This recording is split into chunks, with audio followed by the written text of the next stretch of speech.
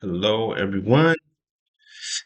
Um, told you that I was writing a new textbook, A Case for Social Sanity, because it seems to me that almost everyone else is surrendering to insanity and just gonna let it play out. I don't know if that's sustainable. I don't know if we're gonna like where that ends up. So I'm joining the people who are making a case for social sanity. And I was gonna put every other one behind a paywall, but eh, we can't really charge for sanity. This war, this fight, this thing is going to mean everything for me. But I'm old. I'm at the end of my life. I really want the young people in my family to have a chance. And young people in general. Today, I'm going to be trying to make a case for low income housing. Low income housing is basically 30% of your income with no minimums.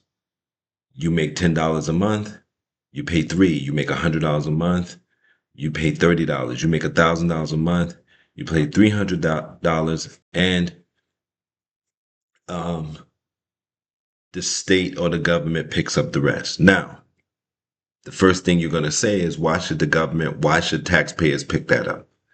Well, if you don't pick that up, then you're talking about survival of the fittest, everybody for themselves. Now, you may think you want that because you're doing all right.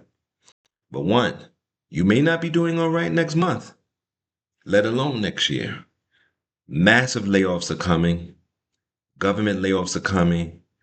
Private industry through technology and automation need less and less people. And so pay is going to be reduced. Income inequality is going to spread, and that's going to lead to instability. And if you don't have low income housing, then you'll have more homelessness. If you have more homelessness, then you're going to have more retail crime. Your supermarkets may be empty. Um, your Walmarts may go out of business or may be empty or just go out of business. People will be snatching, grabbing, beating up employees. Employees will go out on disability and will just spiral, spiral, spiral. You may have to drive miles. And for most Americans, you need cars. But even if you live in urban areas, you may have to take public transportation or drive miles and miles to get groceries. Oh, and if you think you're going to get your groceries delivered, we already know what's happening when people take stuff off of people's stoops. Also, you have to think no low income housing, more homeless people means people are going to be sleeping in front of your doorways, sleeping on your streets, sleeping near your buildings, sleeping near your car. The same way animals sleep in your car to when it's, when you park it to keep warm. Maybe you might not even have a parking space. There may be people laying there. And again, police are not going to deal with homeless people. They don't like it. They don't want to deal with them. The most they're going to do is tell them to move and they'll be right back. So these are annoyances.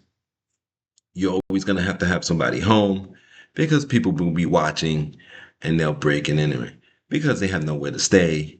They're on the street and they're going to be watching you and looking for chances to get money to function, right? To just do the daily things. Okay. So that's one. I'm losing the book is notes. So social stability is one reason. We went through safety. That's another reason. Oh, and the most obvious reason is we build living units for people to live in. We build housing for people to live in. Human beings build housing to live in, not to sit empty with for rent and for sale signs. That's insane. It's like one politician here, our public advocate in New York City, Williams, said there has to be a way to get homeless people in empty apartments. By empty apartments, I don't mean apartments that somebody owns or and are using for investments, but mean apartments that are actually available for rent. And I say apartments because in cities, that's what you're mostly doing. But even in homes, people are going to be renting out rooms and things of that nature. But again, if there's no low income housing, people are not going to let poor people into their homes. Plus, how are you going to get paid? So you rent out your room in your home and then somebody stops paying, it's going to be impossible to get them out. People are going through that already. And so we need low income housing that will be a state, city, and federal program to subsidize housing. This affordable housing thing should be abandoned and scrapped for low income housing so that you'll have your low income housing for people that don't make much. And for people who do make much, they can have the mid range or luxury housing. If we're going to keep this kind of structure and social structure going without low income housing, it's just going to be more and more insanity. I think I'm going to do basic income next. And remember, it's our duty, it's up to us to create social sanity. Take care and hopefully see you next time. See, I'm very old, so I have to say hopefully. Take care.